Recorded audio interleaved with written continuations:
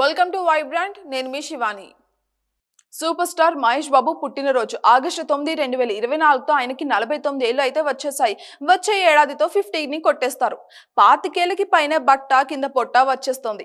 Uncles మాదిరిగా తయారవుతూ ఉంటే మహేష్ బాబు మాత్రం అంతకంతకు కొడుకు గౌతమ్కి పక్కన అన్నగా మారుతున్నారు. 25 ఏళ్ల నుంచి వయసు ముందుకి వెళ్లకుండా వెనక్కి వెళ్లే యంత్రం ఏదైనా సూపర్ స్టార్ కృష్ణ కనిపెట్టారో ఏమో కానీ మహేష్ బాబు వయసు మాత్రం ముందుకెళ్లడమే లేదు.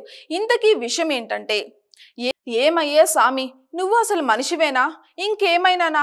నాగ చైతన్య శోభిత శుభమా అంటూ పెళ్లి చేసుకున్నారంటే నిశ్చితార్థం రోజునే 2027లో విడిపోతారని చెప్పేస్తున్నావేంటయ్యా సామి? అసలు నీది నోరా బోరా? శుభం పలకరా మగడా అంటే వాళ్ళు విడిపోతారు వీళ్ళు విడిపోతారని అంటావేంటయ్యా పంతులు? వాళ్ళు కలిసి ఉంటారో విడిపోతారో వాళ్ళ ఇష్టం కదా. ఉంటే ఉంటారు, విడిపోతే విడిపోతారు. అయినా సినిమా వాళ్ళు అన్నాక ఇలాంటివి ఉంటూనే ఉంటాయి. అది మన అందరికీ కూడా బాగా తెలుసు కదా. ఉంటే ఉంటారు, లేదంటే లేదు. అయినా వాళ్ళు విడిపోతారని నిన్నెవడు చెప్పమన్నాడు? అసలు నిన్నేమన్నా వాళ్ళు జాతకం చెప్పయ్యా సామి అని అడిగారా?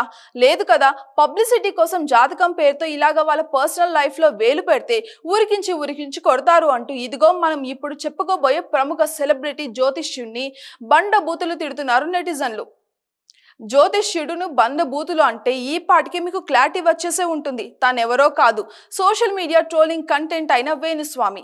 ఇక ఈ ఫోటోలో మహేష్ బాబు సినిమా పూజ కార్యక్రమాలు చేస్తుంది ఆ మహానుభావుడే. జాతకాల పేరుతో ఇప్పుడు అంటే వేణుస్వామి ట్రోలింగ్ కంటెంట్ అయ్యాడు. కానీ సెలబ్రిటీలలో ఇప్పటికీ పెద్ద సామికి బీభత్సమైన క్రేజ్ ఉంది. స్టార్ హీరోలే కాదు, ఇండస్ట్రీలో దాదాపు సగానికి సగం సినిమా ఓపెనింగ్లు పూజా కార్యక్రమాలు ఇతని చేతులపైన జరగాల్సింది. ఇక తెలుగు ఇండస్ట్రీ వాళ్ళే కాకుండా పక్క ఇండస్ట్రీ హీరోయిన్లు కూడా వేణుస్వామితో ప్రత్యేక పూజలు కూడా చేయించుకుంటూ ఉంటారు. కాగా ఆగస్టు 9న మహేష్ బాబు పుట్టినరోజు కావడంతో సూపర్ స్టార్ మహేష్ బాబుకి పుట్టినరోజు శుభాకాంక్షలు తెలియజేస్తూ దాదాపు 24 ఏళ్ల నాటి ఫోటోని షేర్ చేశారు వేణుస్వామి. మహేష్ బాబు వైవిఎస్ చౌదరి కాంబినేషన్ లో 2000 సంవత్సరంలో యువరాజు సినిమా వచ్చింది. ఈ సినిమా పూజ కార్యక్రమాలు వేణుస్వామి చేతులపైన జరిగాయి. అయితే ఆ సినిమా అట్టర్ ఫ్లాప్ అయిందనుకోండి, అది వేరే విషయం. కాగా మహేష్ బాబు పుట్టినరోజు సందర్భంగా ఈ ఫోటోని తన ఇన్స్టాగ్రామ్ స్టోరీలో పెట్టారు వేణుస్వామి.